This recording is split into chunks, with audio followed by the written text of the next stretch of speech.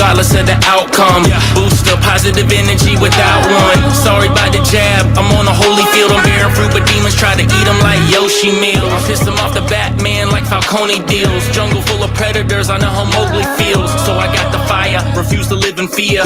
I can spot suppliers, eating fresh drugs. Call me private. Oh yeah, welcome to episode 248 of the Permaculture Pimpcast, where PIMP stands for Permaculture is my passion.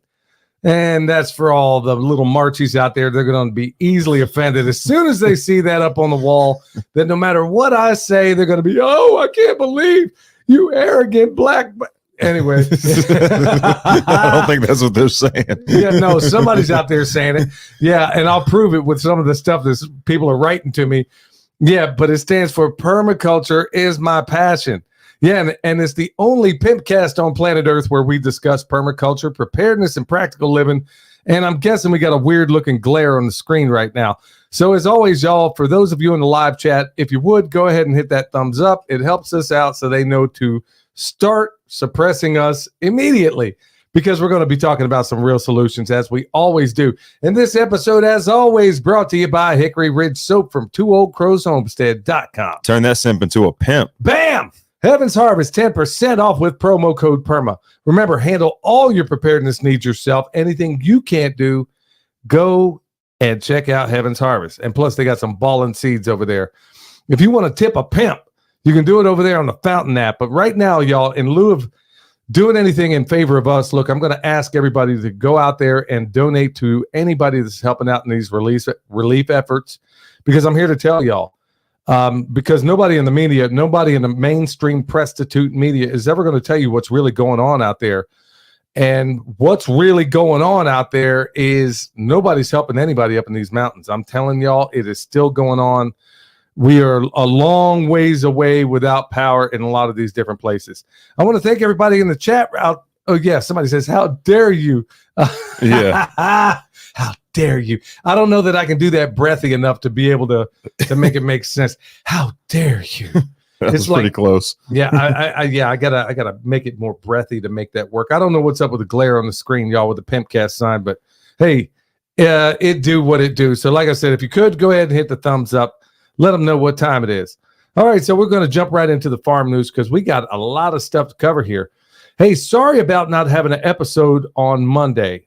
That is the first time I think I've ever not even did a makeup episode. And the reason why, number one, I don't believe in rebroadcast. I don't do that. I'm not a big fan of them myself.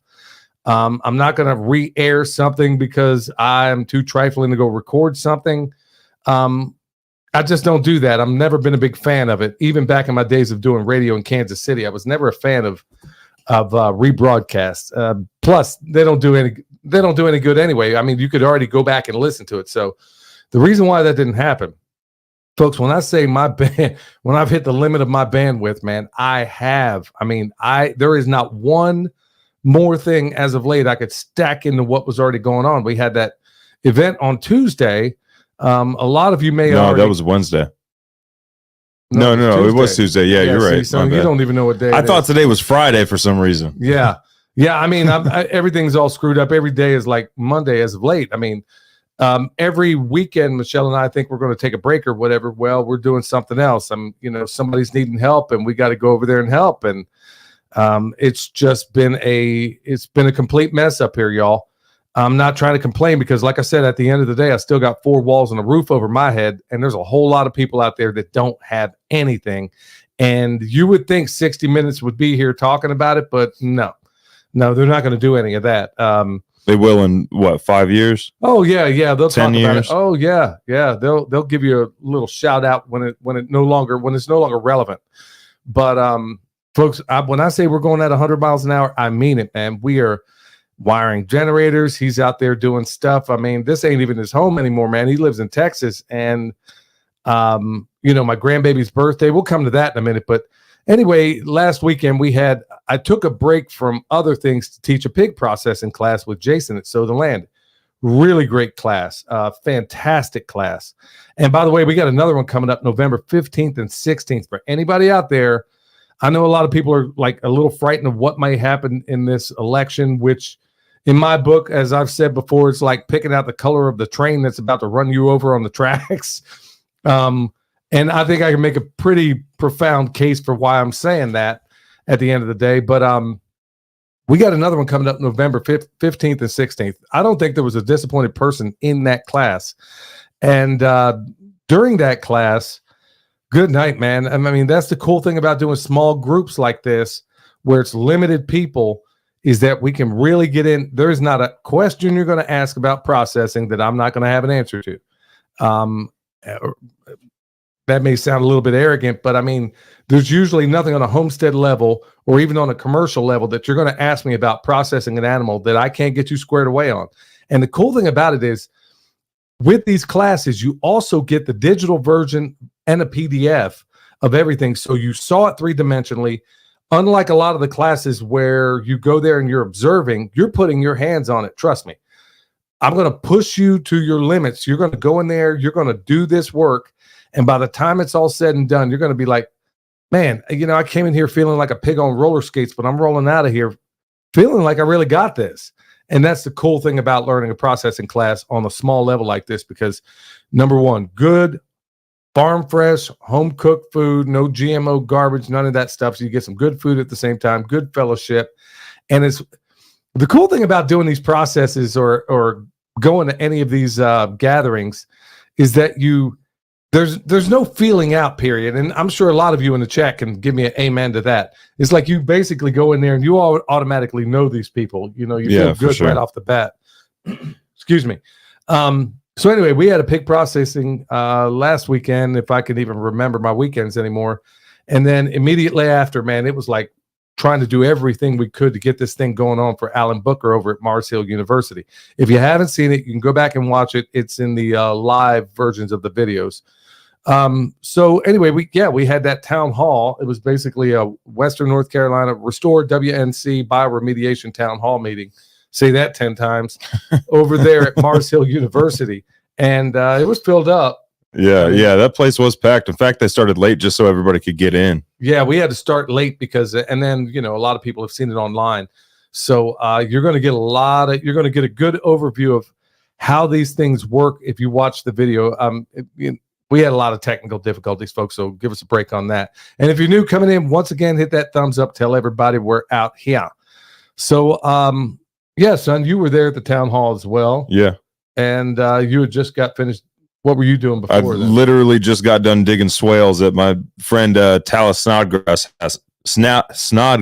house. He was over in Tennessee, and I got done digging the swales there, and then immediately came to the remediation meeting. Funky. Well, you fit right in.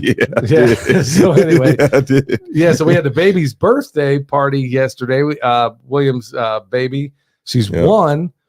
Look, y'all, I don't do that month stuff. It's not going to be, she's 13, 15. No, she's 1 until she's 2. That didn't make sense to me. Doing the month stuff didn't make sense to me until I saw how much change happened each month up until the 1 year. Now she's 1 until she's 2. No, you were 0 till you were 1. When they'd ask, how old is he? I'm like, he's, I don't know. I mean, until he was born this date. So, I mean, count it back. I mean, he's 0 until he's 1. Yeah, Michelle probably still says, how old's William today? He's 327 months today. Your mom's probably still doing that. So she made a little cake, and the baby just, one of those cakes you basically, smash cake. Yeah, and apparently she didn't sleep last night. No, she did not sleep very well last night. So your mom made a sugar-free cake. This baby is like no junk. She didn't get any junk or anything. Well, it wasn't sugar-free. It was just refined sugar-free. Yeah, so it was like white sugar. It was dates, bananas, maple syrup, which all metabolizes as sugar. Yeah, she was fired up. Yeah, she came down. Emily went and got her at like 9:00, and she stayed up till like 11 p.m. Then your mom made another cake, and this other cake was like, okay, so I'm doing this. I'm on this program. It's called Energized Health. Okay, you do it for basically 102 days. When you add it all up, it's basically 88 days. And I'm like, Tuesday will be my 102 days. I will have finished this program by 102 days. Well, you don't have any refined sugar. You don't eat any wheat or anything like that. And you go through it. So I'll basically report my results to them. So I'm still not to the finish line yet. So I don't get any cake, but your mom made my birthday cake. She kind of half made it. She she didn't. Usually there's layers to it. This time it's in a pan. It was in a pan, and then it was missing some stuff. So she felt so bad about it this morning. She was like, all right, I'm going to make you a proper cake. Yeah.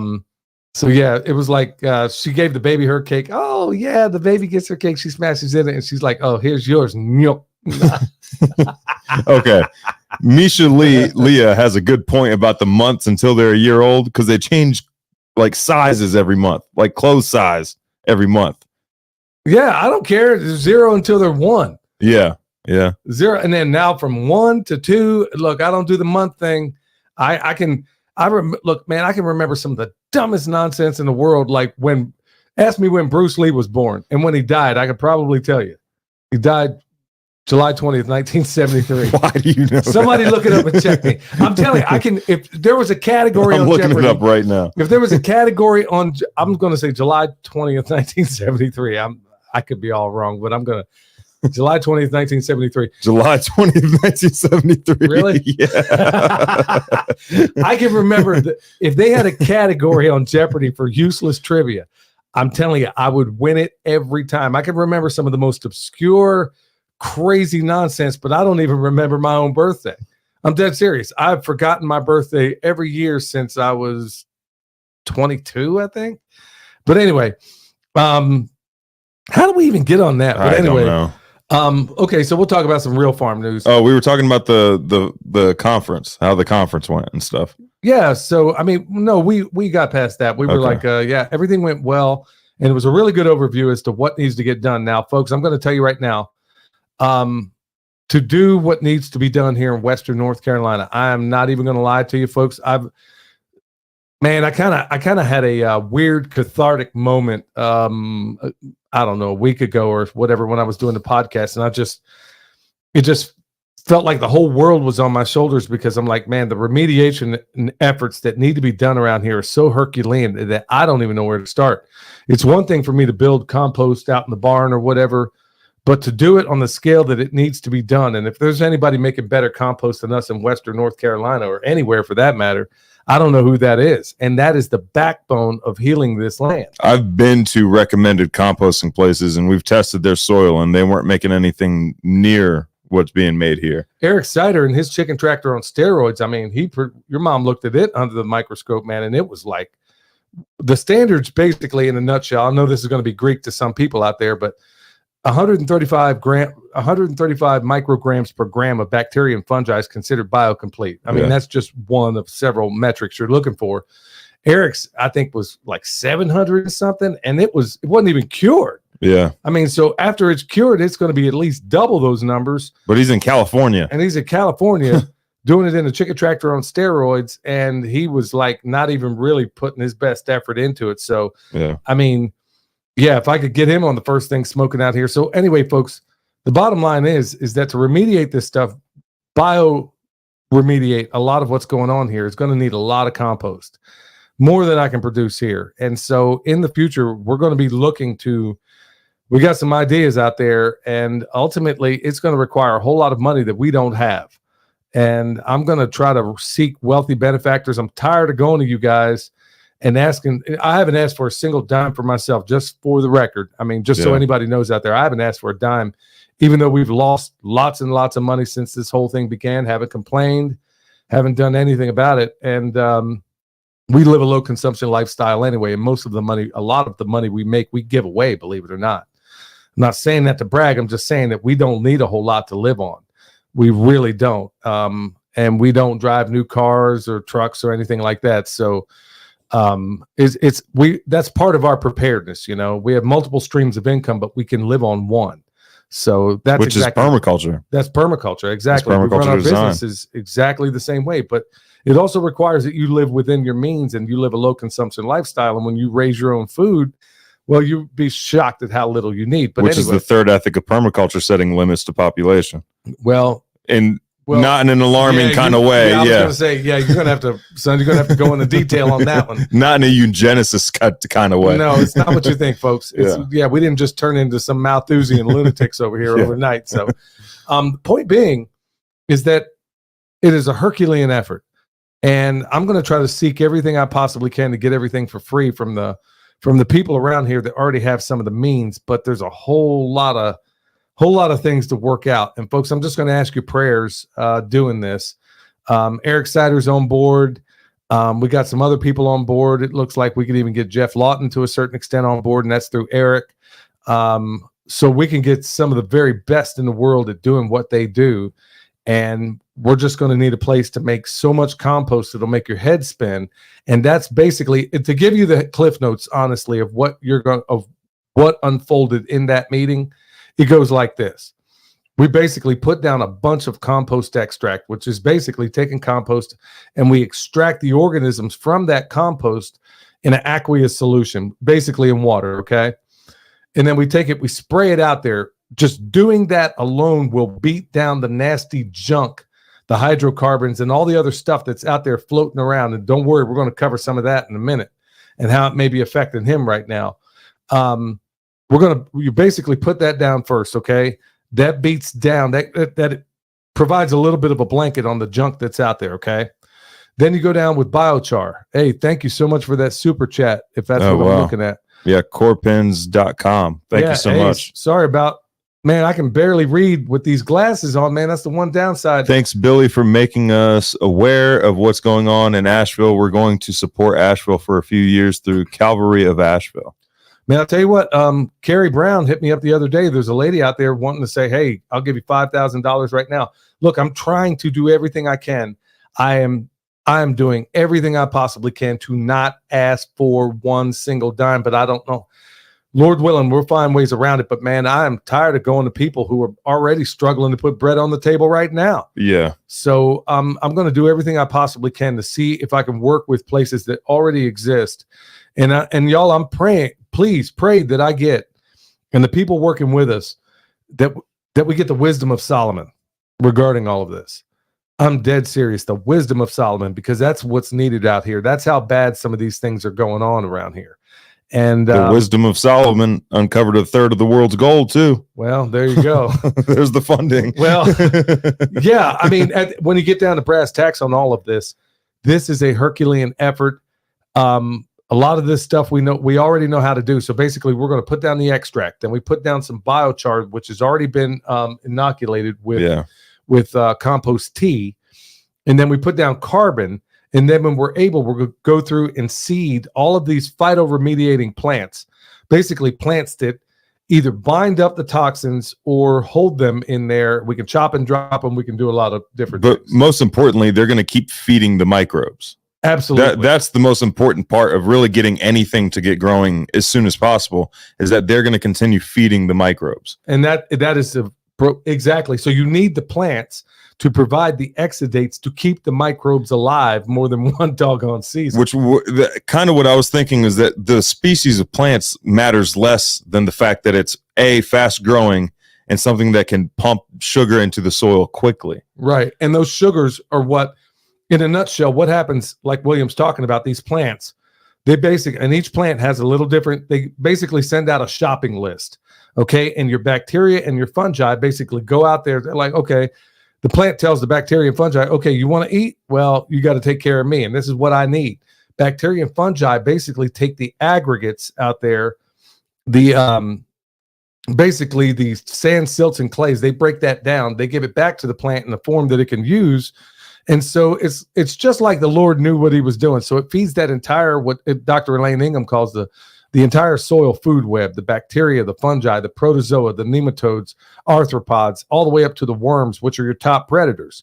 And then ultimately we get to the point where when we start seeing worms, you only see worms when you only see lions out in the savannah because you got gazelles, you dig? Yeah. So if you didn't have gazelles, you ain't got no lion. If you didn't have grass, you didn't have gazelles. Which makes no sense why they're reintroducing grizzly bears to California right now when they have no predators, or they have no prey.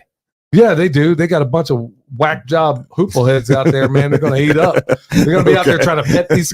Come here, little bear. Come here, little bear. And then you heard a cocaine bear. Well, now you're going to get fentanyl bear from all the accumulation. Yeah, he's going to be out there chewing up all these Marchies right on the streets of San Francisco. Yeah, I left my heart in San Francisco. You'll be singing that for real. But long story short, Alan dropped a lot of great information for people that are new to this space.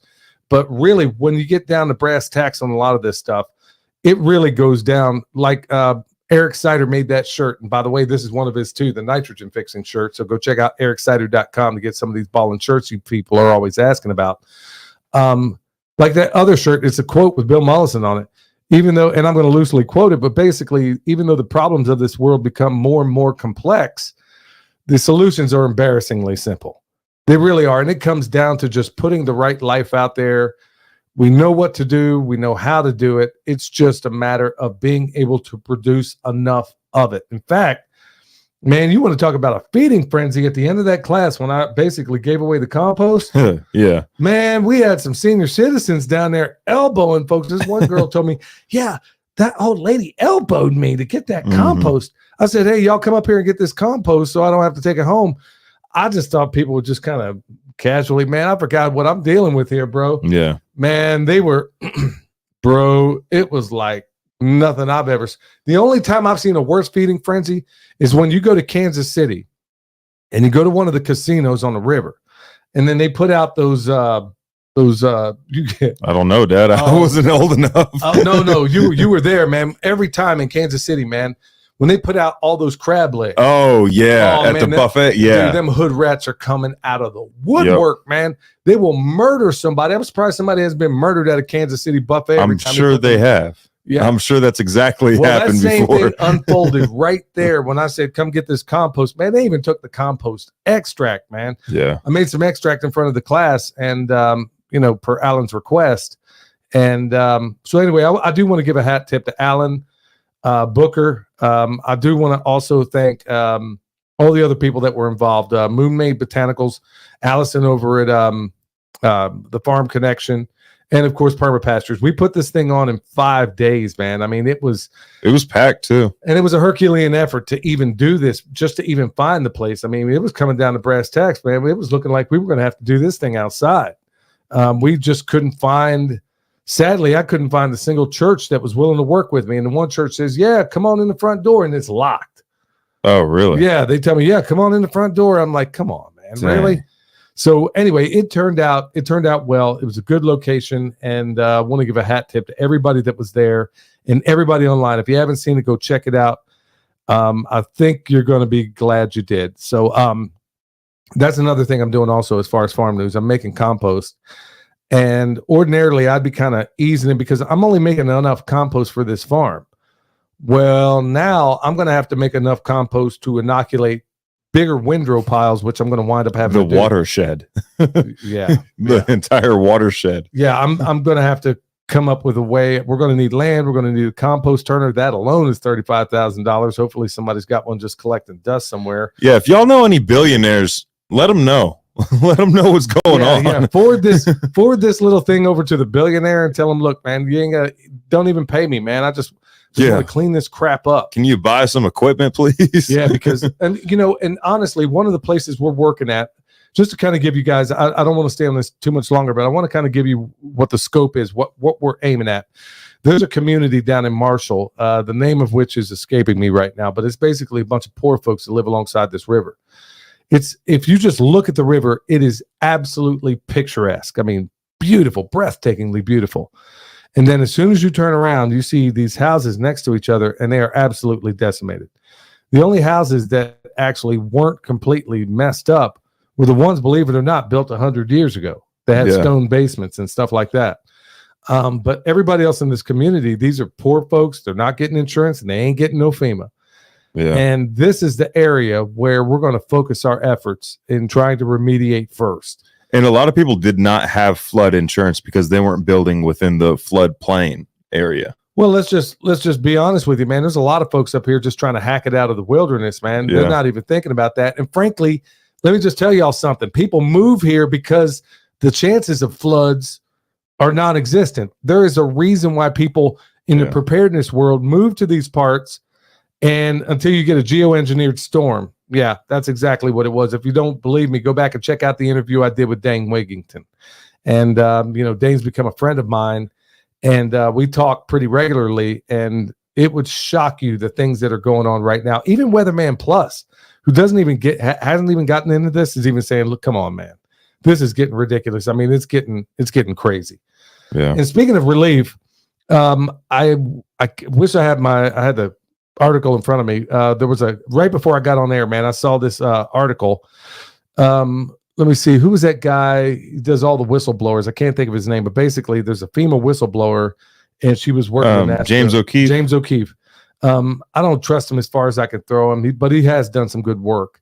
If anybody wants to know the reasons why, I'll have to tell you in person. But anyway, James O'Keefe did this. One of his recent interviews is from a female whistleblower, basically talking about that FEMA has basically redirected all their money for this area only to places with DEI where there's diversity, equity, like that should have anything to do with anybody suffering from a disaster. Oh, what color are you?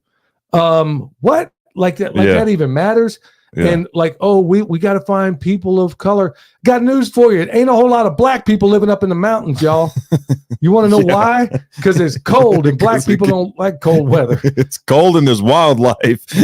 Well, and as soon as you see a bear walking in your front yard, man, they tend to leave. Hey, bro, all I know, one of the funniest videos I ever seen is when that brother walked in that McDonald's with that rat. He walks into a McDonald's in a black neighborhood with a rat. Drops this rat loose in this black restaurant in this black McDonald's. I remember that. And there was a stampede. It's the funniest video I've ever seen in my life. They would have reacted better if he started shooting. Yeah. If he would have came out blasting, it would have been a better response. But honestly, black folks and wildlife, man, they just don't mix too well. I mean, hey, so say whatever, man. I'm not politically correct, and I don't care. And if you haven't noticed, I'm a little bit brown myself. So I'm not caring about stepping on any toes.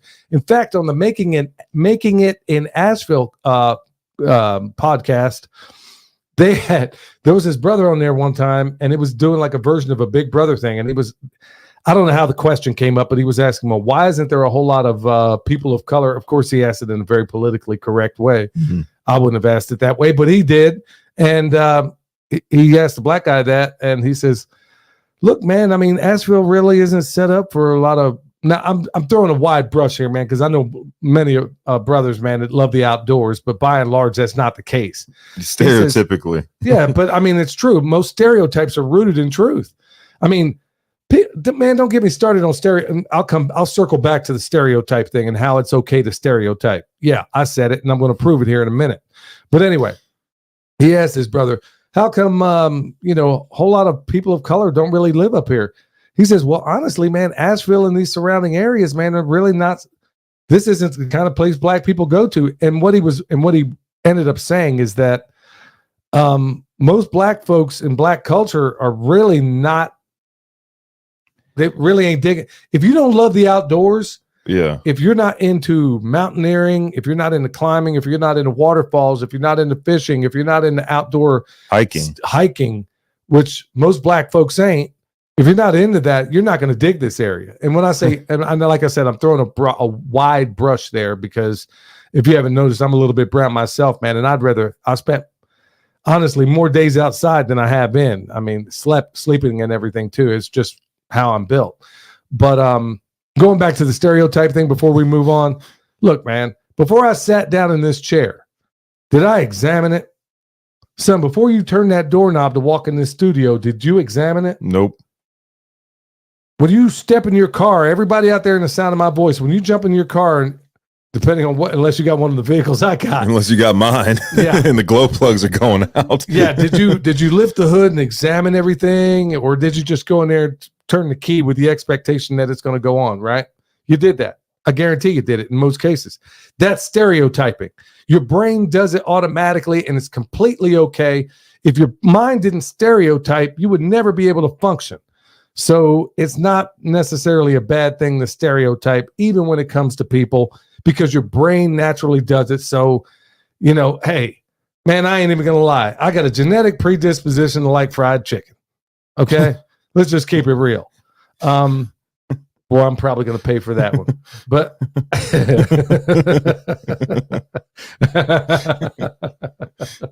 I don't care, man. I really don't care anymore. I don't care about being politically correct. I don't care about any of that stuff. And if people don't like it, I guess you'll find another podcast to listen to. But you have enough farm podcasts out there where everybody's worried about offending somebody. Man, those days are far beyond me, and I really don't care. And if I'm, my humor is a little bit off, which people have been kind of complaining about here and there. Look, man, I don't know what to tell you, bro. Zaya Bonanza says, who doesn't like fried chicken? Vegans, which just shows you how crazy they are. Bam! That's my dog right there. All right, so with that said, look, once again, we got a pig processing coming up November 15th and 16th. I'm going to show you how to do it from the rooter to the tutor, y'all. I ain't kidding. We go into incredible detail there. Day one, we're going to teach you all of it, basically. With this pig, we're basically going to scald it and scrape it. And then later on, I'll show you how to skin it too with a pretty cool method. And then day two, once this thing is cooled up and is a little bit more solid, we're going to break him out or her out. I don't know which one Jason's going to decide to shoot here. We're going to break it out. You're going to learn how to dispatch this thing. You're going to learn how to, bleed it out. I know all of these things sound like, oh man, can I really do that? Trust me, it is. I've created a paint by number. Me and Jason have done this so many times by now that we got a paint by number procedure in doing this, and it doesn't get any easier. I'm dead serious. You learn how to do a pig the way we're doing it here. There is no animal you can't do. The method I'm going to teach you will work no matter the animal. And like I said, you walk away with the $200 PDF, the PDF and also the video version of it. So you'll always have that, and you can use it as a reference, but you're going to be putting your hands on it. And look, honestly, man, please, if you're going to show up to this butchery, I'm asking for the serious people. That's why the price point is what it is. If you're not serious, man, if you're going to just kind of go there and hang out and just be a fly on a log, I would rather you not come. I'm just going to be honest. If you don't want to get your hands on it, because the idea is to put myself out of business. I'm dead serious. When I said it before regarding comfrey, the idea is to make it so ubiquitous that I cannot sell it. And the only way for us to get to a point of preparedness to where it makes us very difficult to kill is so the butchery, I want to train butchers to where people leave there, go home, do their own, and teach their own classes. I want to make it so ubiquitous that the notion of selling a butchery class is laughable. You know what? That will make us a country that's truly to be reckoned with. All right. So before we get into the good news, I want to remind you, it's Redemption Shield. That's where I got my feet on right now.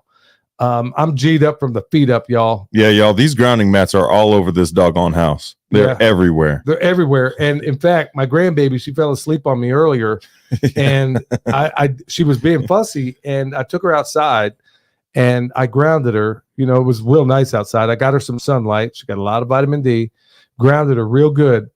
And then right when she had about, because she's fair skinned.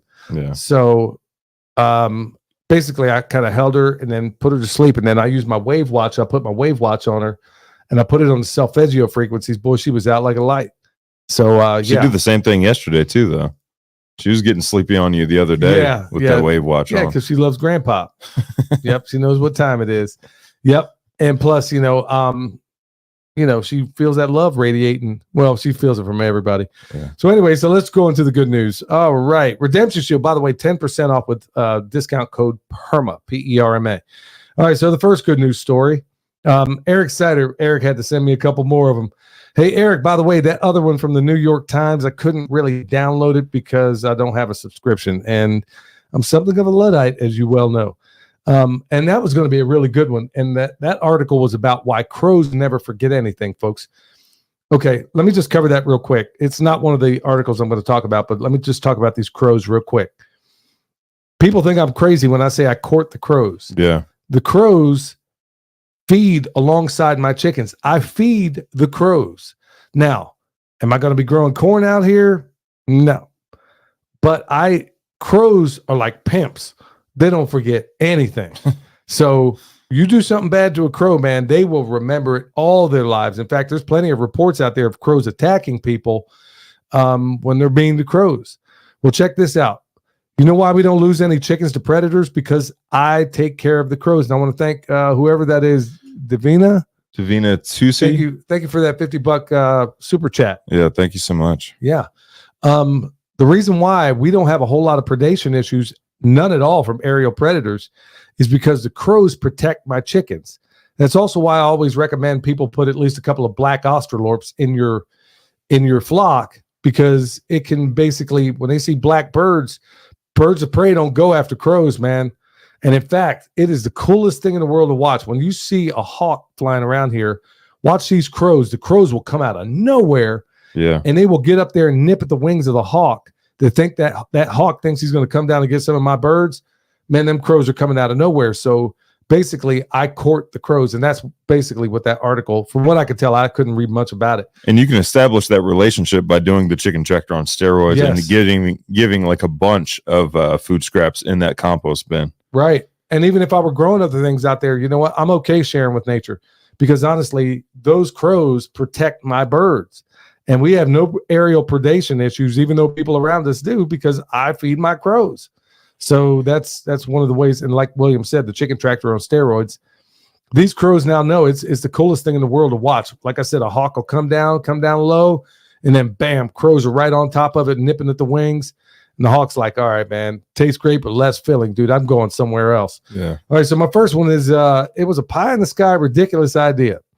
The U.S. homes made from waste materials. And this article is basically about how Michael Reynolds, the creator of the Earthship, the inventor, the architect, how he was laughed at all these years. And 40 years now, he's been building these things. Mm-hmm. He's been to the academy. I've built. I did the internship in the academy. And I'm basically signed up for the online academy. Oh, I didn't know they were doing that. Yeah. They got an online academy now. Okay. And so I put my hands on 2 Earthships, helping to build. If you count them both, I've actually done them not quite to finish, but I'm getting there. But anyway, this article is basically saying, hey, this is a big slap in the face for all the people out there that are saying, oh, we can't build homes, these stick homes that we build that just fall apart in no time at all. Well, here it is, a guy that's been laughed at, basically stole his license, the whole 9 yards. And now even the BBC is reporting that, you know what, these Earthships were probably the best idea from the word go. Yeah, check out Foxhole Homes as well. It's a group that makes Earthships for if a veteran can basically put up $50, they'll make him like a very primitive Earthship home. Foxhole Homes. That's what I'm talking about. Yeah, so it's one of those ones that, like I said, y'all, man, I've been wanting to build one of these for years, and Lord willing, we'll get around to it at some point. Man, I got to do it while I'm strong, but shoot, man, I don't want to be in my 80s trying to sling no sledgehammer. There's a few of them out there doing it. Yeah, that are like old too. Yeah, man, I seen one guy was like the foreman out there. He was like one of the most efficient people I've ever seen. Rory, yeah. That dude is a freaking machine. He's made out of sinew, I'm pretty sure. Dude, that guy, he's so bony, he could hang glide on a Dorito. Yeah. And he's out there slinging this thing, and he's like wearing me out. And I'm like, whoa. Yeah, you didn't know somebody could hit the earth so hard with the sledgehammer. Yeah, that weighs $1.05, man. You wouldn't believe it. Okay, so another one here. Check this out. 10 essential tips for emergency preparedness. Be ready for anything.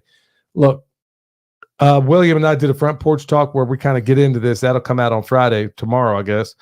Where, look, things are getting real, and nearly everybody around here is going right back into the matrix. I mean, I'm talking to people that were not as affected as some of the others, man. It's amazing how in a disaster, you see the good, bad, and the ugly. And how many people, as soon as the power came right back on, the same people that were freaking out, losing their ever-loving minds, went right back into the matrix as soon as the power came right back on. So we got an election coming up, okay? Yeah. If you want to call it that. I don't know what this thing is going to be. But hey, just a little side note, ask yourself, I'm not going to answer the question, and if somebody wants to in the chat, you knock yourself out. But what was the one thing in that debate between Kamala Harris and Donald Trump that they agreed on? Yeah. So you'll find out, no matter who wins, the same interests win. The puppeteers holding the marionette strings, they win. So, okay, first of all, identify the common emergencies. Create a family disaster plan, emergency preparedness plan. Okay, there was a whole lot of people that didn't have any of those. And man, I heard some awful stories alongside one of these communities that's just down the road from me, man. I mean, people that literally saw their like dad die hanging from a tree, man, got swept away because they didn't have a family emergency plan. Or watch their entire community flip away, or like just go downstream. Yeah. And of course, that's not newsworthy, right? Yeah. You don't count on the prostitutes to talk about that. So conduct emergency drills with the whole family. Teach your children the basics of preparedness. Okay. I mean, beans and bullets, all of it, man. I mean, all those things, you can even make it fun. You know, there was a lot of mistakes I made when William was little, as far as work. You don't ever tell a child, and I learned this from Joel Salatin, and I, of course, had to learn it too late, is you never tell a child we're going to work until it's done. You got to give them distinct start and finish points. Like pick all the beans from here to here. Go pick up the sticks in the yard. What? Or I tell you, yeah, pick up everything that doesn't grow. Yeah. Yeah. So, I mean, he's picking up rocks, you know. I mean, yeah. So, I mean, but it was also a way to keep him busy when I had other things I had to do. But it was honestly a foolish and stupid way of going about it. So, son, don't make that mistake with your baby. Prep for family members with special needs. I think that goes without saying. Learn CPR and first aid. Well, that stands out to me because there was one particular family that I know of that had a special needs daughter, and they were not prepared for, and they were outside of the flood zone, but they weren't prepared for tornadoes. So a tree fell on their house while they were sleeping, and now they have to like move to a different location and stuff like that. That is where some of the money that was donated to me is actually going. It's going directly to them. There you go. So eliminate the hazards in the home. Understand the common risks. Prepare a bug out bag and car emergency kit for your car. Now check this out.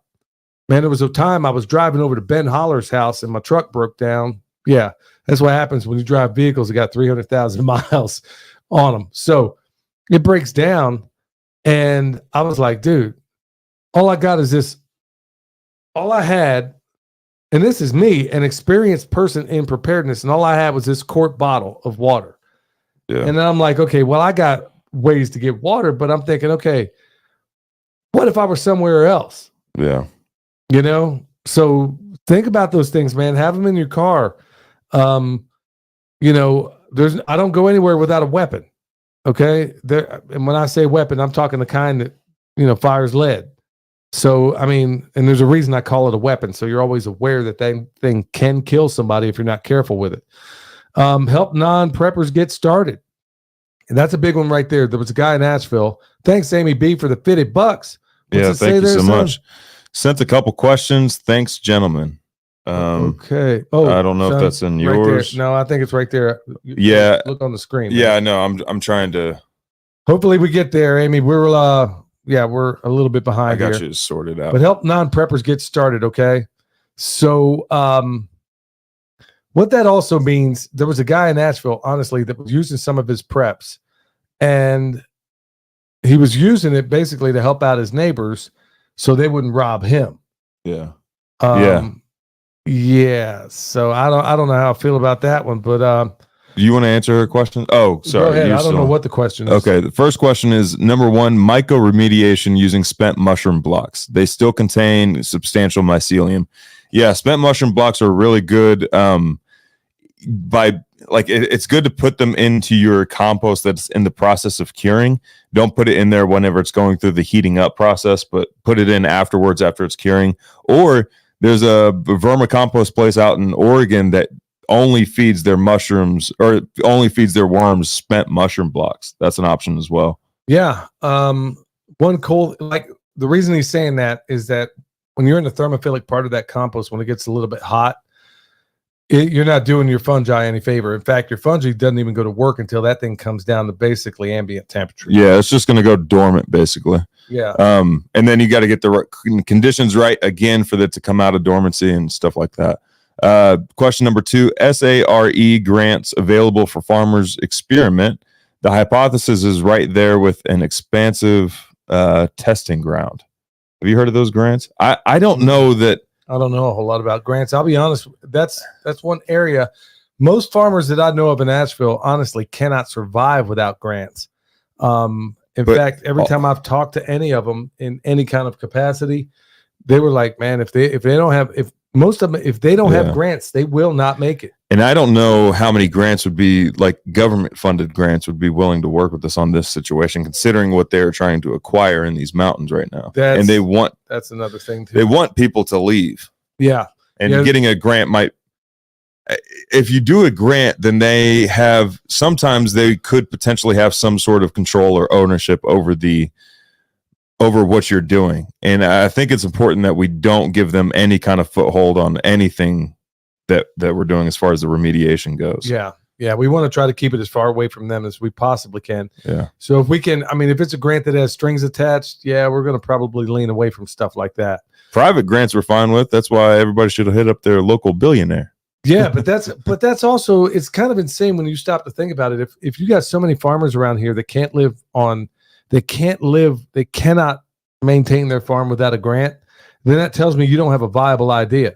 You don't have a viable farm if you have to rely on grants. And you would say most of 99% of commercial farming is in a viable way of farming. Exactly. I mean, and they're only farming that way because they are being subsidized. Yeah. So, all right. So good news article number 3, garlic's magic. This culinary treasure can ward off ailments and safeguard wellness. See, look, like I said, more and more, what we said on this front porch talk that's going to come out tomorrow, this channel is going to lean more and more and more into preparedness. And the only reason why I backed off of it, and William kind of explains in that video, is, look, I mean, permaculture, preparedness, and practical living, that's what we talk about on this show. That's what this channel's always been about. The reason why I've leaned away from it is because you've had former people that were into homesteading that all of a sudden got in the preparedness game, and to me, they muddied the waters. Yeah. And so I'm like, okay, I'm experienced in all of this. I have a legit background in all of this. And these people are only doing buy these 5 things or you're going to die because they know the algorithms favor that on YouTube. Yep. Meanwhile, they have a sponsorship from that store. Right. Right. So, I mean, so I kind of acquiesced in terms of covering a lot of this stuff, thinking, okay, I'm not going to cover this just because I know so many opportunistic YouTubers are out there doing this. But you know what? Hey, just like I'm not going to steer away from the word permaculture like so many others have, I'm taking it back, Jack. I'm serious. I'm going to start talking about preparedness.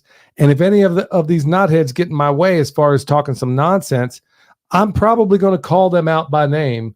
Especially, I've not been doing. I've been kind of doing subtle jokes here and there, which I'll probably consider. I'm definitely going to continue to do that. But yeah, I'm definitely going to keep clowning these people. But sometimes the low hanging fruit tastes the best. Yes, it does. Yes, yeah. So I'm gonna come out full blast talking a lot more about preparedness, especially in these times, especially when I'm looking around me. And I'm like, okay, we've always kind of melded permaculture and preparedness into the same, it's always been baked in the same cake, but I've stayed away from it. But I'm not doing that anymore, man. It's getting more consequential. And it's not because I'm worried about what may or may not happen in this election. And yeah, I mean, there's a good likelihood that things may go sideways and stupid. Okay. There's probably a high likelihood of it. I tend to think, I wonder if this is going to be I think the election's probably going to come and go and not a whole lot's going to happen. I think it's going to be another rope-a-dope, and I think another Jade Helm could be, and then I think things will jump off a little bit later. That's just kind of what I'm just kind of wondering. Either way, it's going to jump off. You cannot maintain the American empire, and don't tell me we ain't an empire. 900 military bases in 130 countries. Yeah, that's an empire. Okay, yeah. That's called an empire, and you can't maintain this. The dollar can't stay where it is. We cannot keep doing this. We're going to hyperinflate at some point. Things are going to be a problem. And you're going to be glad you listened to this show because I'm going to be covering more and more and more of this stuff. So look, remember, we do have backgrounds. We raise our pigs for 21 cents a pound. We raise our ruminants for free. We raise our egg layers for free. We raised our meat birds for free and produce 2 cubic yards of compost at the same time. You can raise everything for just about free. The only reason the pigs aren't free is because we don't farrow them. Yeah. We buy them. So look, I mean, these are things that we're good at and we've done, and we got the videos to prove it. And, compost is the backbone of a lot of this stuff. So I'm going to start covering way, way, way more how to and how to do remediation, because honestly, that's kind of why I've been a little bit stagnant on some of the videos as of late, is I'm going right back into my preparedness roots, and I'm going to start covering a lot more of that stuff. And so anyway, I'm supposed to be talking What are you saying about garlic? Yeah, I'm supposed to be talking about garlic. So anyway, the health power of garlic. So it's got allicin in it, and it's got a bunch of stuff in here I can't pronounce. Look, bottom line is, go out there. He's not wrong on that. Am I lying? No. There's like 1, 2, 3. Allison, I can pronounce that one. There's not enough vowels in those words. I don't even know what it is, but anyway, I know this much. And also, it boosts the power of the antibiotics you may already be taking. Or Emily rubs garlic and mullein oil behind June's ears every night because she's kind of prone to ear infections. So she rubs garlic and mullein behind her ears and hasn't had an ear infection since. I try to eat a clove of garlic with every meal. I'm not worried about my breath. I mean, I'm married. I caught my limit, man. I'm not worried about, oh, well. So yeah, I try to eat as much garlic as I possibly can. And, we grow it, and and this stuff is so prolific when you get it out there. But the more local, the better, just like everything else. Evelyn W. says, "Thou shalt not covet thy neighbor's lithium." Amen to that. All right, with that, we're going to go to my man, Eric Sider. Hey, Eric Sider here with your Pimpcast tip of the day. Today's tip, the world we deserve. Our economy is dependent on nonstop consumption. Our news media, if we can even call it the news, is dictated by advertising revenue. Based on only those two facts, the state of the world is exactly where you would expect it to be. We've made the most antisocial people on the planet, the wealthiest and most powerful, and wonder why they try to remove humans from everything they create. The only vote that matters is where you spend your money. That is where you have any influence at all. There is no need to rig an election when both candidates will do what benefits the people in charge anyway. Anyone talking about change that isn't starting with local food and local economies is talking nonsense. I believe we need a shift in consciousness to save humanity, but it all starts with a first step. A first step towards local resiliency and community abundance. People's behavior makes sense when you realize most people are terrified. They wake up afraid and go to sleep afraid. They are completely dependent on a system that is crumbling before their eyes. Most are just numbing themselves with drugs, alcohol, and social media. They need real demonstrations of practical solutions. The things most people think are important don't mean anything without a functioning planet. And the only way we can maintain a healthy planet is with a local, sustainable food system. You can find me on YouTube and Instagram at Eric Sider. If you're in need of permaculture t-shirts or remote permaculture consultation and design, head over to ericsider.com. That's my dog right there. He said it all, y'all, and nothing I can add to it. As always, Eric always knocks it out of the park. And, Eric he's been really advising me a whole lot. I mean, basically making me, when I finally get off and running on this project, I intend to have him do some design work and a number of other things and probably be as involved as he would love to be. And honestly, his wisdom is going to be so needed in what's going on here. Yeah. In a massive way. And like you said, these local food systems, like you said, if you ain't talking about local stuff, man, get loose or get lost, man. It's we don't. I don't even know what you're talking about, because both of them, like I said a minute ago, find out the one thing that Trump and Harris both agreed on. Then you find out who the puppeteers really are. Like I said, the one thing in that debate, and not one person noticed it. Somebody got it in the comments on at least my channel. Okay, well, keep it to yourself. Yeah. I'm not going to say anything. I can't even believe. Yeah, I can't even believe I can't even say what it is. It's the fastest way to get kicked off YouTube. There you go. Just by even observing who it was. All right, y'all. EMP Shield, $50 off with promo code PERMA. Look, things jump off. You're not going to the club. You're going to his house. And if you get something going on in the house, look, the number one threat to your home is lightning. Okay. Yeah. If you get an EMP, this thing can handle multiple strikes. Not a problem there. What people fail to realize with the EMP shield is that it's also going to arrest any lightning surges that come down there. In fact, their guarantee is so ironclad that if anything gets past that EMP shield and Kentucky fries anything in the house, they're going to cover you for 25 G's.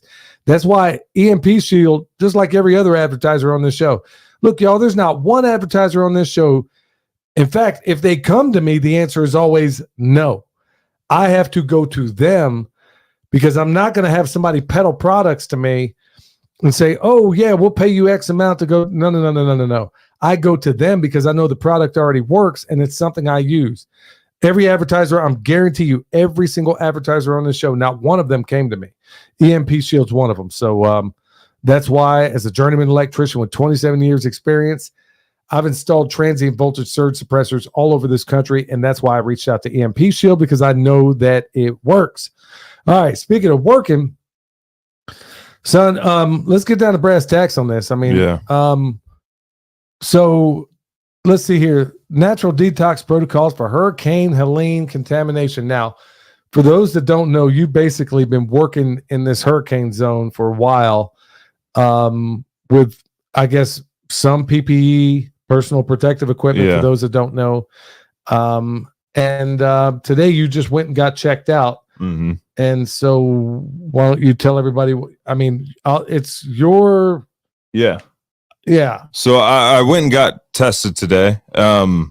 Just checking for any contamination, any kind of chemicals that are in my system or heavy metals or anything like that. Now, nothing like that showed up, but and in fact, I didn't test like poorly on any kind of whether it was food or contamination or anything like that. But one thing that did stand out was that I'm having kidney issues in my left kidney right now. So to fix that, which I'm not showing any signs that I haven't, like, as far as like physical symptoms or anything like that, as far as kidney issues go, but that was the only part of my body, and then also liver to a certain extent. And I don't drink, so it's not like I'm drinking every day and I have liver damage from that. It's, but yeah, my kidney, which is a filtration system of your body, and, the liver to a certain extent are both working overtime right now, probably trying to filter out whatever it is I got into. So to combat that, I'm going to be taking zeolite. It was recommended that I take zeolite to help fix any of the anything that is still stuck in my system and kind of help my body get that stuff out, as well as Renna food, which is for kidney health. And the ingredients in this Renna food is kidney bean, bovine kidney extract, lactose, bovine kidney, organic oat flour, defatted wheat germ, Spanish moss, beetroot, organic sweet potato, and organic carrot. Now, I also have a list of other things that would be beneficial as a broad spectrum thing for a lot of people getting in to this contamination. Zeolite for heavy metals and chemicals, ivermectin for parasites and just cancer in general, oil of oregano for viral and bacterial issues that you might have going on, microgreens, specifically broccoli and radish for liver health and flush out chemicals. There's stuff like that in this Renna Health that I'm going to be taking. And I'm not sponsored by any of this stuff. This is just what Donna gave me, the chiropractor that tested me for this stuff. Also, some dietary things is eat a high protein, high fat diet. Stay away from carbs. Get good sleep, and then also tea tree oil for any mold contamination that a lot of people are getting into, which is everybody who is hit by water. Everybody who is hit by the water has mold issues. All the houses that I've seen have mold issues. One of the common issues everywhere is the mold that everybody's getting in their houses right now. A, because they were hit with water, and B, because the air conditioning systems are no longer working, which are dehumidifiers as well. So a lot of that humidity is just accumulating in these houses and growing mold. Yeah. Boy, you said a mouthful there. You have some stuff to add to like the kidney health too, right? Yeah, there's some folks that are putting some helpful stuff in there too, like with the milk thistle. And then somebody said, be careful with the zeolite. Yeah, I would agree, because there's also, I got better stuff. I mean, I'm not even going to lie. I mean, I got better stuff down there. I'm not going to get into all of it today, but chlorine dioxide, folks, I'm telling you what, I mean, that's probably something that may get this feed shut down, but man, I have got to be honest with y'all. You can ask your mom. There was a incident the other night. I'd heard so many crazy stories about chlorine dioxide, and I'm thinking, man, is this stuff just overhyped or whatever? Yeah. I kid you not. Ask your mom. It was midnight, and I had food poisoning. Oh, did you? Yeah, I don't know what happened. I don't know what was going on, but I was shaking so bad that I got over there. I was shivering. I was shaking, and I'm just, all I can say is, Michelle, I got over to the recliner in our room, and I'm like, I can barely even talk. My teeth are chattering, and I'm like, I don't know what is going on with me right now. And all I know is that at first, my intestines were clogged up like the Lincoln Tunnel at rush hour. What day was this? Were we here? You weren't here. And I was like, and then all of a sudden, I'm running to the bathroom, and I'm like, man, I don't know what's going on. It's got to be food poisoning. And we ate at some dump. I don't know what it was, and I don't recall what it was. But anyway, I said, Michelle, yeah, I ate fish. I know exactly what it was. We were with Ben and Denise. We went to go pick apples. Yeah. And then when we stopped at this dump, and I ate fish because you know me. I mean, if the fish is on the menu, it says, I knew better, man. I was like, man, I don't know about this. I'm going to go with it. So I ate this fish. I don't know what happened. All I know is it's at midnight, like at the crack of midnight, and I am shaking like a leaf. And I said, Michelle, and I can barely even talk. And she's like freaking out, like, what's wrong with you? I said, take 3 drops each. And I'm like talking like, I'm just I'm just barely trying to get the words out. I said, chlorine dioxide. And it was out on the counter in the kitchen. And I said, 3 drops of each. She made it wrong because I didn't explain it right. I imagine. Yeah. She said, I said 3 drops of each and then put water in it. Well, you put 3 drops of each, you wait for a minute, let it kind of mix together. It should smell like bleach. And then you put water in it. Anyway, she came back, and I kid you not, I've had food poisoning before. I kid you not, 30 minutes later, I was right as rain. Dang. 30 minutes later, I was as good can be, and that was with chlorine dioxide. Folks, I'm telling you what, it made a believer out of me, and I mean, there's a bunch of different ways you can use it, but I know that if you talk too much about it, because, I mean, yeah, there's 3 doctors in jail for life right now because they were talking about it, because they were healing people with it. Yeah. And I'm just going to tell you my experience with it.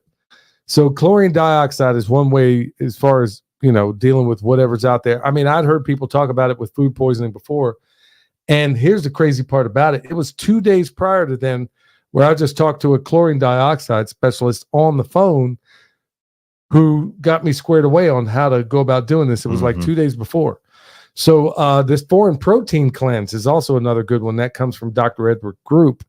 Also Dr. Artist, both of which I really need to get on this show. So the testing that I did find out from Donna that the testing that I did was something that Dr. Brian Artist used to do in Maryville, Tennessee. Okay. That type of testing. Yeah. So other things is deep breathing. I mean, honestly, this is Gary Brecka 101. Disease happens with the absence of oxygen.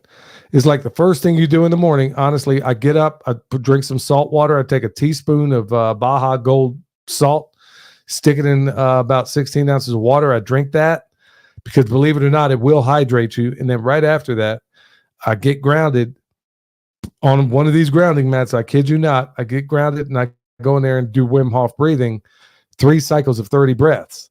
Okay, that's another way to extract some of this stuff out of you. The glasses I'm wearing right now. The reason Dad can't read those comments. Yeah, the reason I can't. Well, I can if I get close enough, but man, this thing's a little bit far away. I'll look it up. I know what you're about to ask. But Doctor, I can't think of his name right now. I keep thinking Shane if he was a neurosurgeon. I know, man. Shane, the chef Shane. Yeah. But honestly, the reason I'm wearing these glasses right now is blue light. I mean, blue light blocking glasses. Now I got some red ones you should wear when it gets dark. But if I wear the red ones, y'all, I mean, I look like Elton John about to be shot out of a cannon. Dr. Jack Cruz, Yep. Kruse. Check out the work of Dr. Jack Cruz, and I guarantee you'll be looking for some blue light blocking glasses at night. I guarantee that. Yeah, And then this these are red tint I got on my cell phone, it makes everything Can you hard to show it read. to 'em? Yeah, can you guys see that? The red tint on the cell phone? Yeah, so that's a filter to keep the blue light coming off your devices at night. Folks, that does more damage to you than you know. And honestly, sleeping grounded, that's another reason why we encourage people to go to redemptionshield.com, promo code PERMA, anyway, to go get some of those grounded, I don't like the sheets as much because they wear out. I like the grounding mat because that lasts for quite a while. So these are some, and then honestly, that's part of the reason why I got the garlic story in there. Man, there's so many chelation ways to get this stuff out of you. Redmond's clay. I mean, that is a really good way to get some stuff out of you. Which is apparently what zeolite is similar to like a volcanic clay, like a volcanic ash clay. There's some other downsides of zeolite too. What's like what? Well, nothing's. I can't recall it right now because you're asking me. But if I wasn't thinking about it, I guarantee it'll come up with me. But you just got to be careful with zeolite. I got better zeolite than that. The dosage is apparently pretty low too. It's like 1 drop in the morning, 1 drop in the evening. Yeah, I got better stuff. I got way better stuff than anything you're going to buy off the shelf right now. But yeah, there's so many. And then honestly, here's another little thing I'm wearing right now. There's this necklace. It's basically shungite. I'll try to get it to shine at the camera right now. Okay. To get Dad to wear a necklace, it must be actually pretty good. Yeah, because have him wear any kind of jewelry. I don't even wear a wedding ring, y'all. Me and Michelle, I mean, we don't even wear rings. Because I just can't stand anything touching my body. Well, also you're an electrician and gold is highly conductive. Well, there was that, but honestly, I can't wear rings. I can't, for being a permaculture pimp, boy, I can never put on any bling because I can wear a hat if it's hot or if it's cold. I can do that, but honestly, I can't have anything touching my body. So to walk around with shungite on my body is a big deal. I'll put up with the discomfort for the protection that it offers me from EMF. And honestly, turning off your doggone router at night, which son is something you got to start doing. Yeah.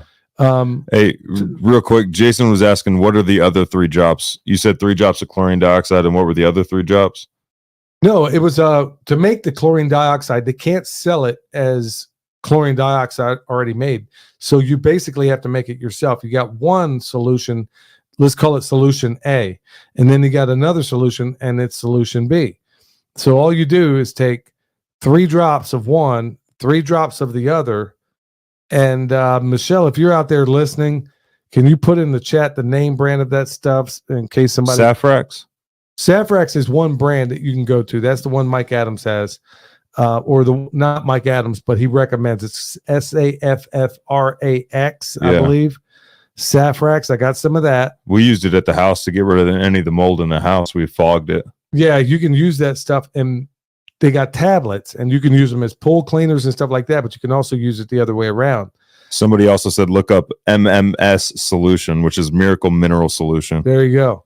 Yep, same exact thing. But yeah, that's how you make the chlorine. You're basically making the chlorine dioxide. Very simple stuff. So 3 drops of A, 3 drops of B, let it sit for a minute, add X amount of water, and then you drink it, or at least I drink it. I'm not telling you to do that, but I did it. And like I said, I was right as rain in 30 minutes. So I remember MMS back when I was a sleep technician. I was going through just like wasting time at night because we were up all night watching other people sleep, trying not to fall asleep. I found Miracle Mineral Solution online, and I brought it up to that crazy doctor we both know. And he said, man, that's a bunch of garbage. Yeah. Oh, how about because they were curing Alzheimer's, they were curing Parkinson's, they were curing like AIDS, they were curing like all these diseases that are supposedly just permanent and you have to deal with for the rest of your life.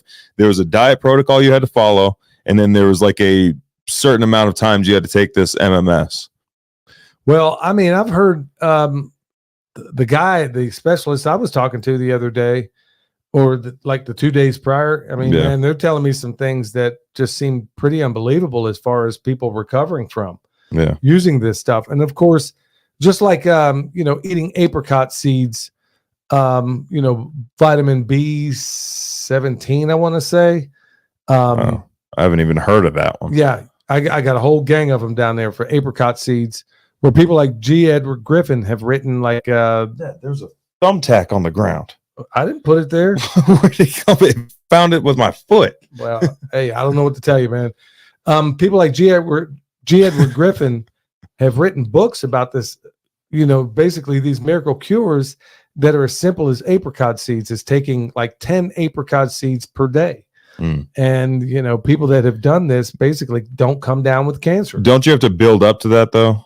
No, actually you build up to more than that. I'd take them, they're very, very bitter, and I put them in a smoothie or something like that. But yeah, I mean, things like that exist out there. These are solutions, like going back to this whole thing with the contamination. There are ways to chelate a lot of this stuff out of you. Some of it could be as simple as sweating. I mean, there's so many. I know we're throwing a lot at you, but man, there's so many different things you can go about it. But also, there's prevention. That's why I'm wearing this shungite. The reason why I'm wearing these glasses. The reason why I'm doing the deep breathing. The reason why I'm, taking nitric oxide. I mean, the reason why I do red light therapy. The reason I'm doing all this stuff is I'm trying to counteract the junk they're hitting us with 24/7. And now we got it in these disaster sites. And some of us may want to start filling our medicine cabinets, or just having some of this stuff on hand. I'm not going to tell you what to do. I'm not going to tell you how to do it. But there's a lot of preparedness groups out there that have been talking about chlorine dioxide and how awesome it is. I witnessed it with my own 2 eyes. I was like, man, you can ask your mom. I couldn't even talk. Yeah.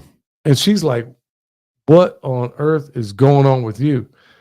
I couldn't even talk. I was sweating like nobody's business. I drank that stuff. 30 minutes later, man, I'm good to go. And I'm like, no way this stuff works this good. And there was no other way to account for it. No other way. And I ate this jacked up fish that just messed me up. What kind of restaurant was it? A dump. Was it any certain No, it's not a chain. It was actually it was one of those places when you walk in there and everybody's on the cell phone and you're thinking, oh, okay, I know I'm going to get a lousy service here. Yeah. One of those places where they bring out the salad with everything else. Okay. You know what I mean? The salad's warm. Yeah. They bring out the salad with everything else. And like, oh man, this place is going to be a dump.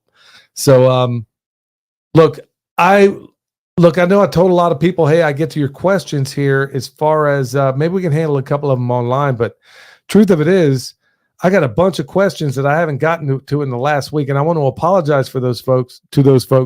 I guarantee you, next episode, I'm going to get to everybody's questions that's written in, because you got legit questions. Perhaps you know what? I'll go ahead and go. Look, I know it's late, and I don't want to keep folks up later, but man, I got to get through these questions, son. So, yeah, because these people have been waiting for a while. And we'll try to get to some of you guys in the chat if you're able to stay up.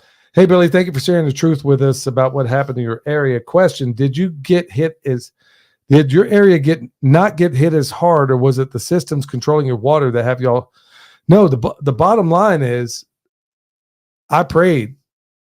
I really believe that. I prayed that the Lord put his hedge of protection around this place. And it's like everything around us got absolutely destroyed. Not in Mars Hill where we live so much, but in the surrounding areas. I mean, you don't have to go far to see a disaster zone, though. No. You could get on one of these roads and then just follow it, and you'll see disaster zones. It's not far from the house at all. And the water mitigation strategies on these property are nowhere near complete. Yeah. Billy, I will try to keep this as short as possible. Prayers to you, your family, your region, and your remediation efforts. If you were going to start a permaculture composting business by using your food scraps method, how would you go about that? Would you use animals, or is that too risky, seeing how the method may scare off restaurants. Okay. I've taught this in classes before when I've taught how to get food for free, whatever you do, Jackson, whatever you do. And this is for anybody out there that's appealing to a restaurant or anybody. Do not ever tell them you're going to feed them to your animals. They see that as a massive liability issue, and they're never going to say yes. You know how many doors I had slammed in my face before I finally figured out you don't tell them that? What you tell them is, I'm going to make the world's best compost out of this, which is exactly what I'm doing. They just don't need to know that it's going through the butt of an animal first. Yeah. Because if they do, I'm telling you what, they're going to think, oh my goodness, I'm about to get sued or something. And the majority of it actually doesn't get eaten by it. Like if you're doing the chicken tractor on steroids, the majority of it doesn't get eaten by the chickens. The majority of it gets left by the compost because the chickens prefer your second or third week pile over anything else because of the high protein bacteria that's in there. Yeah, they're eating the biota or the microscope. You can't see it, but the chickens do. Yeah. And this, I mean, it's like they lay 10% more by being in a system like that. They work harder, but they lay more. And the yolks are different too. The yolks are like a darker, like almost orange. Everything about those eggs is light years better just by being in that system. So yeah, but do not tell them. If you tell them you're going to feed your animals, unless you know them, they're probably going to tell you no, because they're going to think, okay, he gets a sick animal, he's going to blame me. So the answer is always going to be no. Just tell them you're going to make compost out of it, which is the truth. A real quick comment. Eclectic Cabin said, just found out that AWK, that Kamala Harris husband, has financial investments for the lithium in North Carolina. Oh, yeah, yeah. I failed to mention that. Thank you for pointing that out, because I failed to mention that in that last video. I meant to mention it, but when you speak extemporaneously, you're going to leave some stuff out. And that was one of them. And I was kicking myself in the keister. I was like, boy, you big dummy. I can't believe you left that out. Hi, Billy. Came across your channel since Helene. I'm enjoying your content and personality. You speak about being a Christian and the value of prayer. I want to ask, if Christ was in the room, if Christ was in the room with you, would you say, quote, my junk went into my watch pocket, or penis wrinkles, or birth control glasses? You have a large audience and a big opportunity to share Christ with unbelievers. Please consider doing it in a way that is pleasing to our Lord and Savior. She should meet Bear. Yeah. You're going to realize Bear. I'm rated G. Yeah. No. Okay. So let me just kind of cover that for a second here. Thank you, Sue. And I'm always game for criticism. I ain't going to lie. When I first read that, it bothered me. Not because it bothered me for very different reasons. I'm a guy who grew up in a place at a time in Oklahoma where to be what I was and a person of color, every other day I heard the N-word, and I was called some things. Every single day I heard something, And for the longest time, it gave me a complex. For 40 years of my life, I was never comfortable in my own skin, ever. And it took probably 45 years for me to finally be okay with who I am and what I was. Because when you're a person like I am, think about this. And a lot of people may not understand this, but to white people, they think you're black. And to black people, you're not black enough, especially if you speak the King's English. So it puts you in a weird place.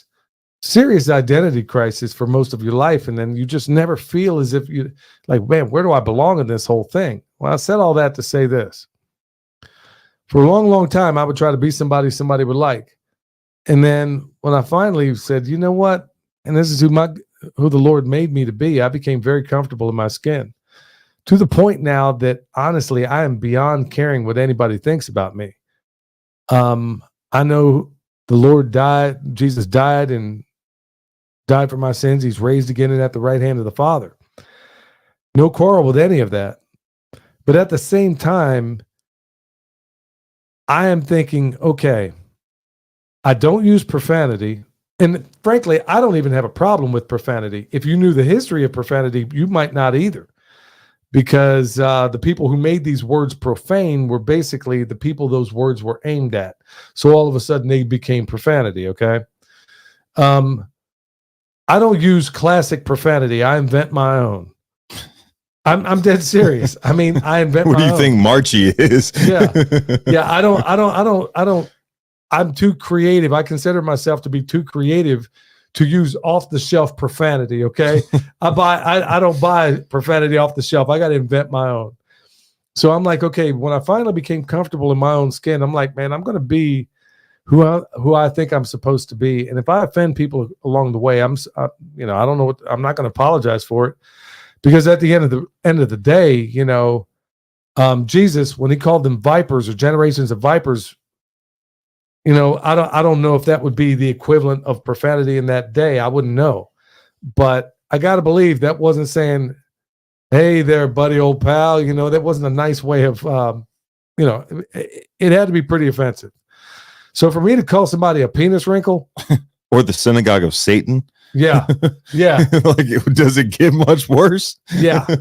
I'm like, you know what? I don't use off the shelf profanity, but come on, man, you got to give me something here.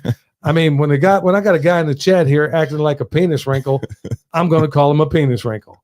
And because I talk about these glasses as BCGs, birth control glasses.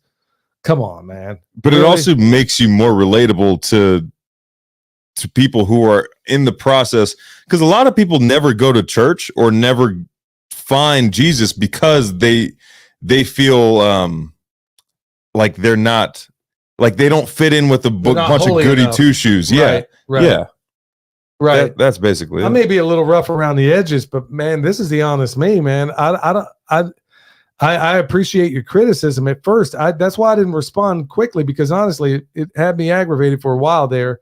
And usually comments, I mean, I guess, Sue, the reason why it aggravated me is because you made me have to do more thinking than I wanted to do.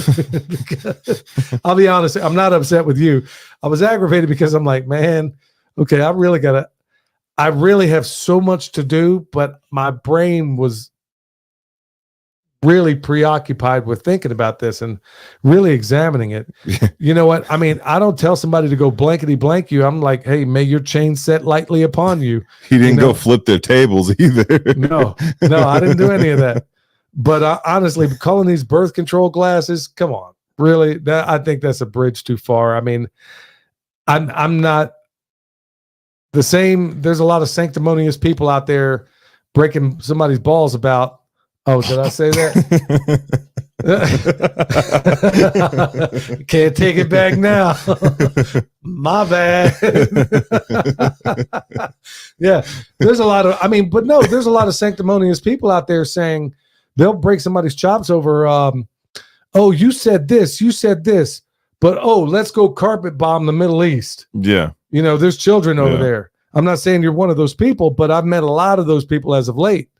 So if I come up with creative profanity, you're just going to have to work with me on that one, or don't. Believe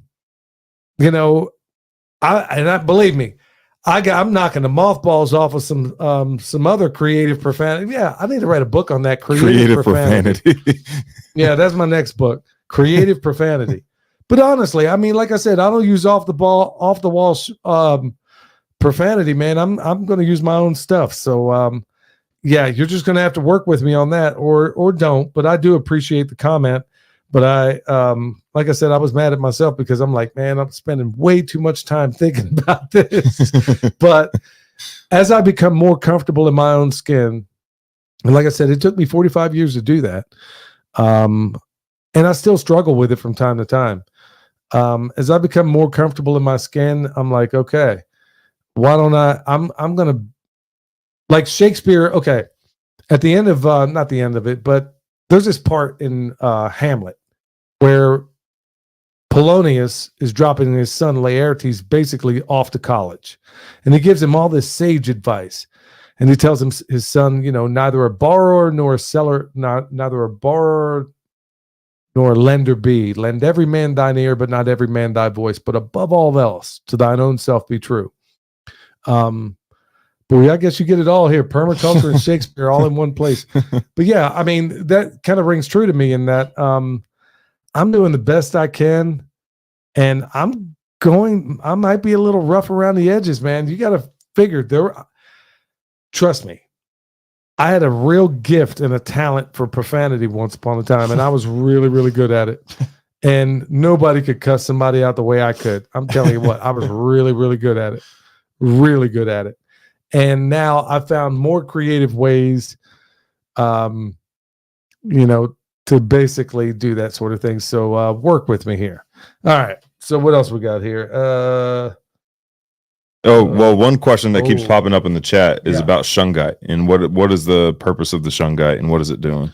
Yeah, there's different grades of shungite. There's a lot of fakes on the market out there, but shungite is basically a rock that comes from Russia.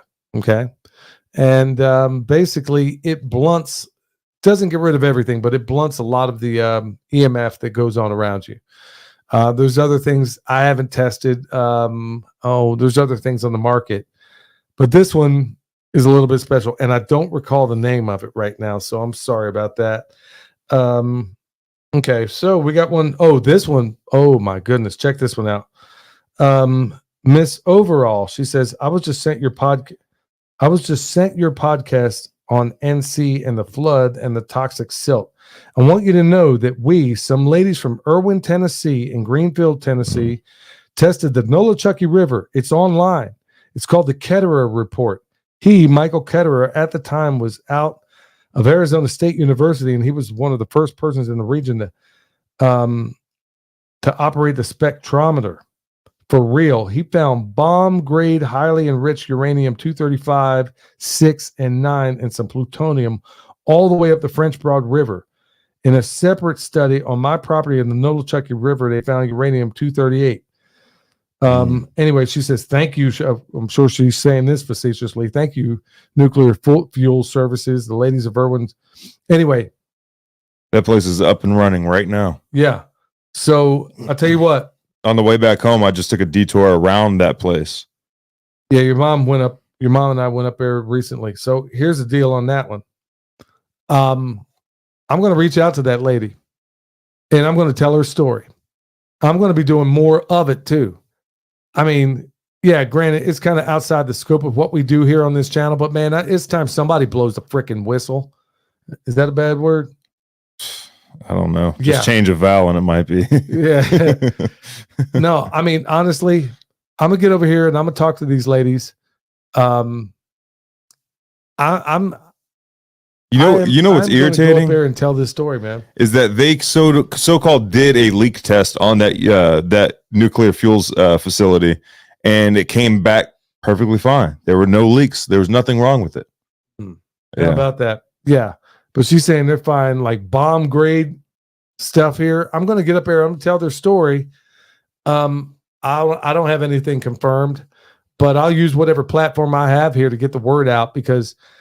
Man, I am so sick and tired of fantastic people out there who just want to live their lives. Just go to the kids' ball game without worried about being freaking irradiated. Yeah. They just want to do the cool thing out there. And everybody's just kind of people that do have the platforms, people that do have the ability, the voice, and much bigger voices than I have are reluctant to do anything. I'm going to stay on top of it, man. I'm going to do what I can. And I'm going to reach out to her and I'm going to try to get up there and I'm going to tell this story. I'm going to let everybody know what's going on. Also, this is an important point. Neither one of us, nobody in this house is suicidal. So, yeah, just keep that on the record. Yeah. So check this one out. Okay, so I did a video the last one I did, I think, was a front porch talking about Kings Mountain and some of the other stuff. So we got one guy here. I better not say his name because I don't want to dime him out. Here's another whistleblower. Hi, Billy. I can attest to the Kings Mountain, North Carolina, and South Carolina lithium story as I have lived here my whole life, 40 plus years. I have a few things to point out. One, in the news like below, notice the price paid for $40 million for 60 acres. Everyone here was floored by that transaction. Number two, my fire district, York County, South Carolina, shares a boundary with Cleveland County and Kings Mountain, North Carolina, where I was being trained for the fire service. We had numerous special policies / procedures regarding the safety and transport of lithium through our county. The lithium plant has its own fire department. Okay, there's more. Number 3, Kings Mountain has an unbelievably corrupt mayor and government, considered as bad or worse than any major government like Chicago. And don't forget about South Carolina Governor and Lindsey Graham's willingness to spill untold amounts of American blood, 16 plus trillion worth of minerals in Ukraine. Yeah. Oh my goodness. Yeah. So, I mean, we got whistleblowers coming out left and right. Ran into one of the whistleblowers at that last event we were at. Yeah. Fantastic. Hey, Billy, I think you mentioned that you could get mushroom spent blocks by the pickup truck load. He's basically saying take softball-sized trunks and throw them out there. Yeah, that's exactly the plan. We're going to do as much as we can. The key to that, though, is making sure that the fungi has proper conditions to grow and thrive afterwards. It's not just throwing like the chunks out there and just letting it grow, because 9 times out of 10, especially now, there's nothing to feed the fungi. So the fungi is going to run out of food after that mushroom block is eaten, basically, and then it's just going to go into a dormant state, and then it's going to have to wait for the proper conditions to come back. But I like where your head's at. Yeah. And honestly, that sort of thing can absolutely happen. But let me just kind of go back a little bit. There's already going to be fungi in the extract we made. So we'll put down the extract first. Remember, we'll put down the extract first, put down some biochar that's already been charged, put down some carbon, probably wood chips, something that's local, something that's handy, put down those wood chips, and then extract, all of which has fungi in it. And of course, I mean, that can be absolutely part of the carbon layer that we put out there. Yeah. I mean, it would be smart to put some out there anyway. So that's exactly what I hope to do, is use a lot of spent mushroom blocks, because they get like maybe 1 or 2 fruitings off of it. And then that block 9 times, I made a lot of good compost out of those things. So every chance we can, we're going to be putting that kind of stuff out there. I was thinking, I have some new growth forest I need to clear. I can turn it all into charcoal, which can then be turned into biochar for you. You can turn that area into a biochar factory. Well, I mean, we're still, I'll be honest with you. We're just still in the process of just even trying to, oh my goodness, man. I mean, just trying to get a feel for the bottom. We don't even know what we're dealing with yet. Yeah. I mean, you got kidney and, partial liver problems. I know they can be recovered, but how many people, like all these old folks that live in this community over there, they're there day and night, breathing in all this dirt, sand, silt, clay. Well, it's not even just that. It's the burning that's going on at the bottoms of these hollers. They're burning. If there wasn't contamination before, there's contamination now, because they're burning all the debris. And ignore the entire rest of the event. People are burning like insulation. They're burning just random materials that are washing up on the shores. They're burning everything in these dumpsters that were dropped off at the bottoms of these hollers. So everything is just wafting up the holler and smoking everybody out. Yeah, bad news for sure.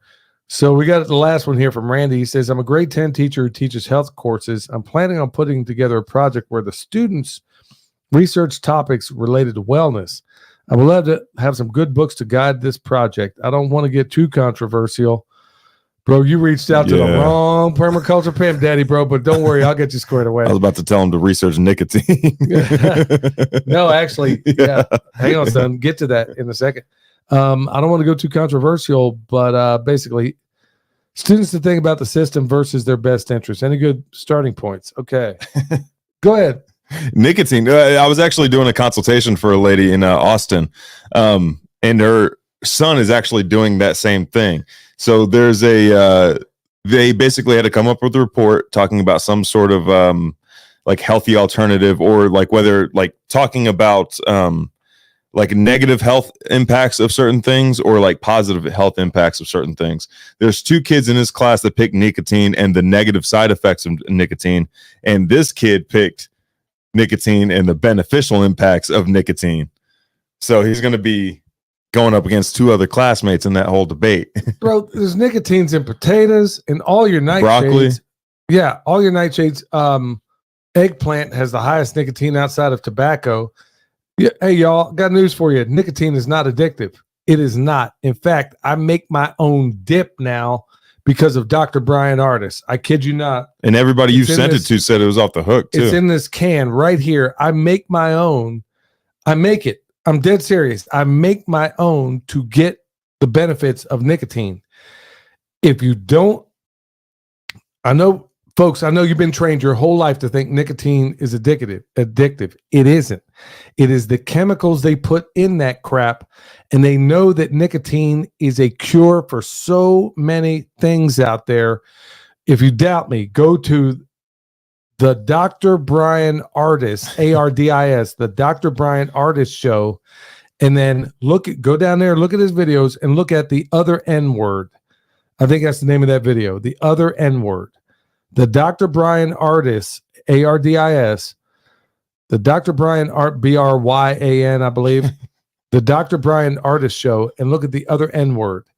And he's talking, it's all about nicotine and the benefits of it, and all the things that it's curing, including things like myocarditis, and all the people that are suffering from the after effects of having that jab. Okay. All those things that you're going through right now.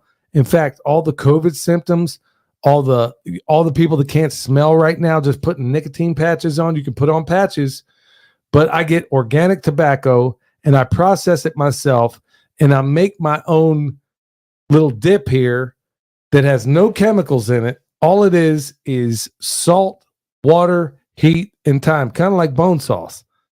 I mean, I make bone sauce practically the same way. Kathy M is asking, is it better than wine? So the amount of two different compounds, talking about the resveratrol versus nicotine. Wine, the amount you would have to actually drink for it to be beneficial to your heart is like a bottle, isn't it? Like a bottle a day. Crazy, but I would just stick to the resveratrol. Yeah. Yeah, you don't want to go and get tipsy every night. And then Stray Kitten is asking, can you smoke eggplant? I can't afford a cigarette. Yeah, but you know what? Nobody needs an eggplant break. Just like Brian Artis says, nobody needs an eggplant break. So it's all that. That's why when those people got up in front of Congress, all those tobacco giants, and they said nicotine is not addictive. They were telling the truth. They really were. It's all the drugs they put in there. I think the name of it's called The Insider. If you watch that movie with Russell Crowe, it's called The Insider. And he was one of the, nicotine is not addictive, folks. It's one of the most helpful substances on this planet, and they don't want you to know about it. So have your students look into that. I'm going to suggest something else though. I know you were talking about you're putting together a health course. Let me talk about wellness in another area, and I'm going to talk about brain health. Okay. Now, I don't know how many farm shows out there where you're going to hear Shakespeare, you're going to hear quotes from Jeff Lawton, you're going to hear this and that, but creative profanity. Creative profanity. But I'm going to kind of lead you in another way, because I think that does go back to a certain extent what you're talking about. I would recommend they would read. There's a book down there on the shelf right now. It's by Ed Milet. They're 10th graders. I would encourage them to read The Power of One More. Okay? Read The Power of One More. Because kids these days, just think about it. In the main public school system is set up to where a kid of average intelligence, if they barely try, should get a C on everything, okay? The Power of One More teaches you the benefit of pushing yourself just a little bit more. Just do one more than you think you ought to. In everything you do, one more sit-up, one more push-up, one more minute on your workout, one more phone call, one more business phone call. It has made a difference in my life, big time. And these kids are in a system where they're all kind of, every teacher out there is telling them, oh, you got to go. I'm not saying you're one of them. A lot of teachers are out there saying, oh, you got to go to college to be a success. Okay, I got a military education, trade education, college education, and a farm education. Okay. The one quadrant there that's never put a dime in my pocket was the college education. Okay. Yeah. So I'm just saying, I mean, for me anyway, The Power of One More, that's one. Awaken the Giant Within. Okay. That's by Tony Robbins. These kids don't even know what's possible in so many different ways. I think this is fitting. And honestly, this is probably going to disappoint you because I'm going to recommend you check this one out as well, Randy. And it's called The Ultimate History Lesson with John Taylor Gatto. Every American, everybody in the sound of my voice, if you don't walk away from this podcast with anything else, I hope it's about 5 hours long, and he had a stroke when he did it. So speed it up. And yeah, you can double the speed, and it's, audibly palatable. It's about 5 hours long, and you should listen to every single minute of it. The Ultimate History Lesson with John Taylor Gatto. And by the time you're done with it, Randy, you might want to retire. No, I'm kidding. I'm kidding. It sounds like you're one of the good ones. Yeah. Yeah, I would encourage these kids. I mean, you're asking for a project where I know it was probably more, what was he asking, more health related or wellness? You said wellness, and that's why I was thinking, well, this is mental wellness. Honestly, I think that's a really good place to start because I think so many of us are not getting any help in that area. The power of one more is going to tell everybody, hey, you got it in you to do more than you think you can. You got a couple more gears you've never even tried accessing before. Awaken the giant within makes you know that you could go after Moby Dick in a rowboat and take the tartar sauce with you. One of those Zig Ziglar sayings, but I think you get the point. And then the Ultimate History Lesson with John Taylor Gatto will make everybody realize, you know what? For most of my life, I've been at the bottom of Plato's cave. So, yeah, all of those things I think are areas where I think children need more awakening. So thank you very much for that thought-provoking question, Randy, because it made me think outside the box. And William, I want to thank you for yours as well. Yeah, folks, look up nicotine. Look it up for yourself. We got any questions out there? There was, one from Jeremy Hula saying, if I put chlorine dioxide in my humidifier, will it hurt my cannabis plants? Bro, I have no idea. Bro, I mean, honestly, man, I know one thing. I never, ever, ever come between a Hooter Bandit and his weed. So, bro, I don't know what to tell you on that score. So, look, man, we're going on probably an hour and a half right now. And, hey, y'all, I know, man, we still got quite a few folks in here. Well, thank you so much for being here, y'all. It's been a joy to hang out with you. William's going to be, well, son, tell everybody where they can find you. The Permaculture Consultant on YouTube. It's this is actually going on both channels right now. It's going on Permapastures Farm and the Permaculture Consultant. And if you need a consultation, hit up the Permaculture Consultant at gmail.com. All right, y'all. Thank you so much. Until next time, stay alert. Stay alive. They don't want an individual, just a carbon copy. You spitting that manicotti, yeah, I'm talking saucy. All they want to build is a prison world full of pet Tamagotchis. Like a kamikaze, got me out of body like I'm Goku SS3. They want to push me to the center like a subway, want to spin up at the center of the nexus, me. They want me to bow down, but I'm a warrior. I'm a warrior. I will never